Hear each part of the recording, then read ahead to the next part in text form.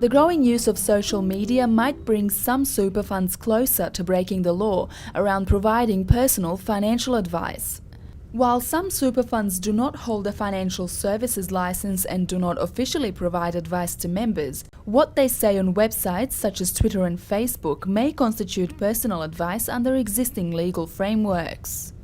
There's always the chance when you're responding very quickly to a Twitter or an email that you don't perhaps put the same degree of checking and rigour into it that you would if you had a product disclosure statement or an annual statement to members. So trustees and fund executives just have to be a bit careful that whatever they commit in writing via social media is there forever and a day, and members are going to rely on that.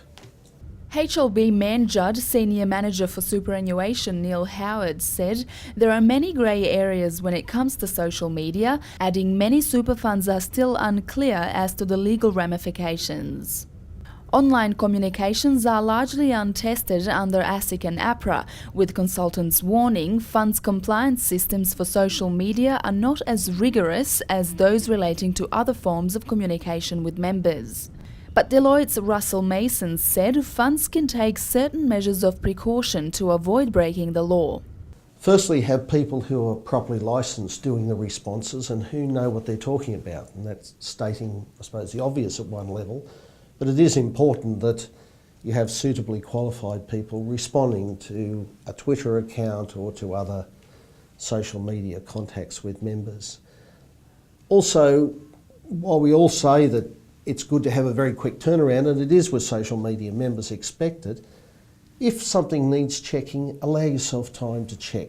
Put the time and effort in to make sure the information you're giving to the member is correct. If that means a peer review, if that means a second opinion, then I would say go and get it for the sake of a couple of hours. It's not going to make a great deal of difference.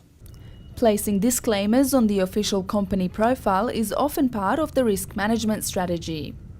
Also in Money Management this week, Mike Taylor reports federal opposition not convinced about enshrining the term financial planner, and listening to clients' ESG concerns can keep them loyal.